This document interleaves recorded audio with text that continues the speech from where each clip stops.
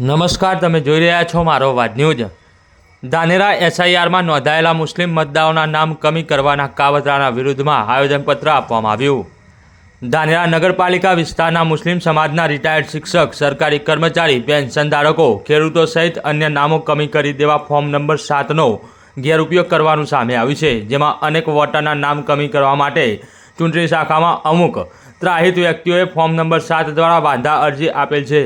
BLO જ્યારે water verification માટે ward wise ફરતા હોય તેની જાણ મુસ્લિમ સમાજના અગ્રણીઓ, કોંગ્રેસના આગેવાનોએ નાયબ કલેક્ટરને ઉદ્દેશીને મામલતદારશ્રીને આવેદનપત્ર આપી ખોટી રીતે વહીવટીતંત્રને ગેરમાર્ગે દોરનારાઓ વિરુદ્ધ કાયદેસર કાર્યવાહી કરવા આવેદનપત્ર આપવામાં આવ્યું હતું।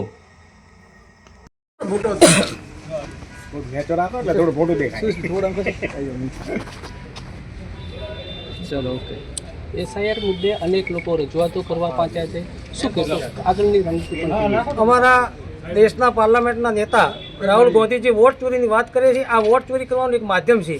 એસઆઈઆરના મારફતથી ભારતીય જનતા પાર્ટીને બીજી બધી પાર્ટીઓ ભેગા મળી અને મુસ્લિમ કોમ્યુનિટીને કેવી રીતના ટાર્ગેટ કરવું એમનો ધ્યેય છે અને એ લોકો વોટ ટાર્ગેટ કરવા માટે એક જ સમાજને ટાર્ગેટ કરે છે। જ્યારે આ મીડિયા મારફત અને તંત્રને મારી સ્પષ્ટ કોંગ્રેસ પાર્ટી વતી સ્પષ્ટ સૂચના છે કે જો તમે આવી રીતે કરશો અને આવી રીતના વોટ રદ કરશો તો એની સામે જે મારે લડાઈ લડવી પડશે લડાઈ લડશું, કોર્ટમાં જઈશું, ગોધી ચૂંદ્યા માર્ગે આંદોલન પણ કરીશું અને આવો હળવટો અન્યાય કોઈ પણ વ્યક્તિ ખોટી રીતના અરજી આપી જાય અને એ અરજદારને સાંભળવો નહીં અને એ પ્રવૃત્તિ કરવી એ નિંદનીય છે।